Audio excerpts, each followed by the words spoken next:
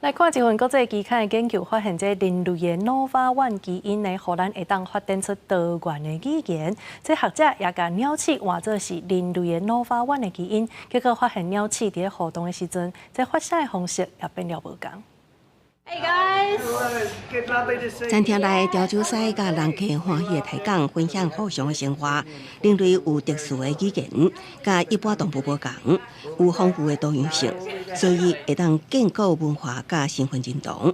即马有研究发现，人类会当发展出语言，甲一种叫做 Nova1 的特定基因有关系。Nova was part of what we would call a selective sweep of a variety of genes, and Nova was one of them that contributed to the emergence of Homo sapiens as the dominant species, which we are today. We got iPhones and Zoom.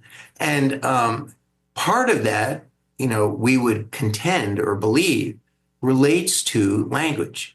一份发表伫自然通信期刊的研究，将鸟鼠体内的 Nova1 基因替换做人类特有的基因，来测试这种基因伫现实生活中的影响。结果发现，伊改变鸟鼠互相咧叫的发声方式。详细听会发现，后壁迄只的叫声比头前迄只较复杂，会当听出声音的起伏。这项研究的学者为1990年代就开始探究 Nova1 的基因对大脑发育的重要性，结果证明人类版本的 Nova1 甚至会当选择性会甲加掉，佮改变甲发声、参语言障碍相关的基因结构。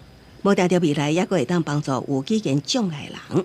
So if you could upregulate the other copy of Nova, maybe you would make them better. So there are individuals, for example, who have nonverbal autism.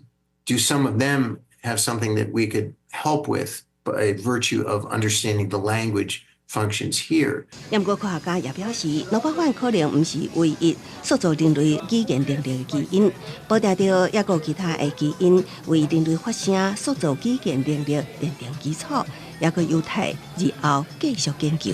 广西新闻陈伟斌编译。